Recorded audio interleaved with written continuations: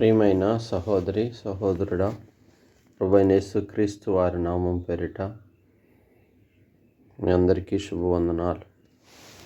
ఉదయకాలము పరిశుద్ధ గ్రంథములో నుంచి 1 కొరింథీయులకు రాసిన పత్రిక 13వ అధ్యాయము 13వ వచనాన్ని ధ్యానాంశంగా తీసుకుందాం.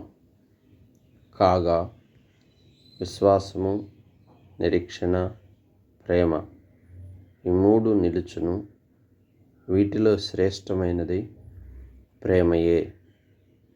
ప్రియ సహోదరి సహోదరుడా, ఇక్కడ రాయబడిన మాటలను బట్టి మనం చూసినప్పుడు నిలిచేవి మూడని చెప్తున్నాడు. అంటే శాశ్వత కాలం ఉండేవి మూడు. ఒకటి విశ్వాసము, రెండవది నిరీక్షణ, మూడవది ప్రేమ. వీటిలో శ్రేష్టమైనది ప్రేమేనట. చూడండి, ప్రేమ అన్నిటికన్నా శ్రేష్టమైనది. అసలు మన ప్రభువు పేరే ప్రేమామయుడు, ప్రేమ కలిగిన రాజు. కనుక ప్రేమ మత్సరపడదు, డంబంగా ప్రవర్తించదు. మనుషుల భాషలతో, దేవదూతల భాషలతోనూ మనం మాట్లాడినను ప్రేమ లేని వాడైతే రోగడి కంచును గణగణలాడు తాళమునై ఉందురు.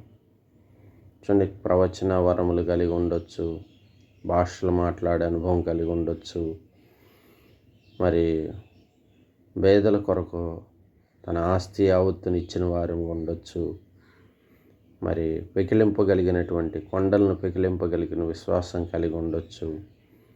ఒకవేళ ఇవన్నీ మనం కలిగి ఉన్నప్పటికీ అన్నిటికన్నా మనం ప్రయాసపడవలసినది మన ఆత్మ సంబంధమైన అపేక్షతో మరి మనం ఇష్టపడవలసినది ఏంటంటే ప్రేమ. అందుకే మనకు వాగ్దానాలు ఇస్తున్నప్పుడు, మనకి ఆజ్ఞలు ఇస్తున్నప్పుడు కూడా దేవుడు 2 ఆజ్ఞలు చెప్తాడు. నిన్ను వలె నీ పొరుగు వారిని ప్రేమింపవలెను, నీ దేవుడైన యెహోవాను పూర్ణ మనసుతో ప్రేమించవలెను కదా. ప్రేమ అన్ని విషయముల్లో శ్రేష్టమైనది. ఈనాడు మానవుడు అనేకుల ప్రేమ చల్లారిపోయేటువంటి పరిస్థితులు. సహోదరుల మధ్య ప్రేమ లేదు, మరి అన్నదమ్ముల మధ్య ప్రేమ లేదు, తల్లిదండ్రులు పిల్లల మధ్య ప్రేమ చల్లారిపోతుంది. ఆత్మీయ సంఘంలో కూడా ప్రేమ చల్లారిపోయేటువంటి దినాలు కుటుంబాల్లో చూడండి. ఎక్కడ చూసినా కానీ ఇదివరకు మరి గడిచిన కాలాల్లో ఉమ్మడి కుటుంబాలు ఉండేవి. ఇప్పుడు ఎక్కడ పట్టినా కానీ మరి ఏక కుటుంబాలుగా, అనగా ఎవరికి వారే ఆ ఇంటికి యజమానులుగా ఉంటూ అనేకుల మధ్య భేదాభిప్రాయాలు కలుగుతూ మరి సహజంగానే ప్రేమ చల్లారిపోయేటు దినాలు. అందుకనే ప్రకటన గ్రంథంలో ఎఫెసీ సంఘానికి రాస్తున్నప్పుడు కూడా మరి యోహాను భక్తుడు ప్రభు ఇచ్చిన ఆత్మలేఖన భాగాన్ని బట్టి మనతో పంచుకుంటాడు. మరి అన్నిటికన్నా మొదట ఉన్న నీవు ఆ ప్రేమను విడిచితివి అని చెప్తాడు. నీవు ఆ మొదట ఉన్న ప్రేమను విడిచిపెట్టావు, దాన్ని సరిచేసుకొని నా ఎదుటికి వస్తేనే కానీ నువ్వు ఆత్మీయంగా బలపడతావు, లేదంటే నీ ఎదుటి నుంచి ఆ దీపస్తంభాన్ని తొలగిస్తానంటాడు. కనుక మన ఆధ్యాత్మిక జీవితంలో ప్రేమ అన్నిటికన్నా శ్రేష్టమైనది. ప్రభువు మన ఎడల చూపిన మహాప్రేమ చేతనే మనం రక్షించబడ్డాం. మన ఎదుటనున్న వారిని మనం ప్రేమించుటలో దైవ సాక్ష్యమును ఇతరులకు పంచేవారిగా మనం ఉండగలుగుతాం. ఆయన యొక్క సారూప్యత, ప్రభు యొక్క సుగుణాల్లో ప్రధానమైన సుగుణం ప్రేమ. చూడండి, లోకంలో ఎక్కడా విలువ పెట్టి కొనలేనిది ప్రేమ. అందుకే గలతీలో కూడా 6:22 చదివినప్పుడు అక్కడ కూడా ఒకటి చెప్తాడు.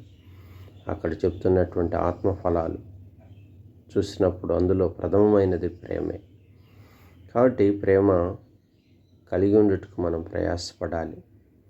ప్రేమ అన్నిటినీ తాలుకుంటుంది, స్వప్రయోజనాన్ని కోరుకొనదు, త్వరగా కోపపడదు, అపకారం మనసులో ఉంచుకొనదు, దుర్నీతి విషయమై సంతోషపడక సత్యం విషయమై సంతోషపడిద్ది.